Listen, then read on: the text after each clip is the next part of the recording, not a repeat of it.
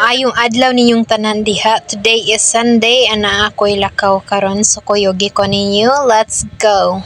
What's up everyone? So it's me Aspar Vlog. So nako karon diri sa shop sa motoran kay magpailis ko og cover seats ako ang cover kay naggisgusbat-gusbat na gid sa earring nagbuslot-buslot na unya sakit siya sa lubot unya dali kay kamodalos-os na mao nga ko na siyang gipailisan worth of 200 pesos. So kana lang atong ma-afford. Ang pagkahumanan na nilakaw na dayon ko diri sa Radi mao ni ang motor shop kay magpailis ko og battery tapos magpa-change oil sab ko. So lahan jud kay ko diri sa Radi along the ra ni siya along the way. Charot, basta daplin na lang siya dira sa Dumaguete at bang sa Hotel Estancia. And by the way, nakita na ko ning bata lakaw-lakaw diri na kay una ko basta kung kalo. Ako man jud ang kalo kay katong ni duty bitaw ko padulong sa trabaho na kusog kay akong padagan sa motor nilo padahong kalo wala na ako siya kabaliki kay kadali kumoto ko na lang gipasagdaan.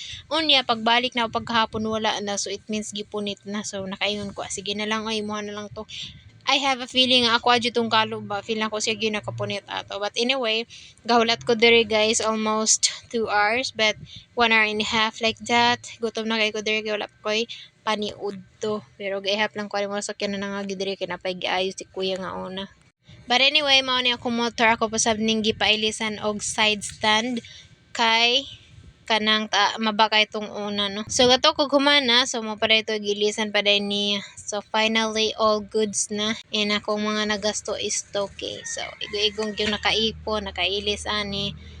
Ay, buhay! Kadaghang maintenance aning motor oy pero sige na lang no kay kalakaw man ta diri sug natay lakaw nya di na ta magpliti-pliti ba. So mo lang na guys. Thank you for watching. Bye.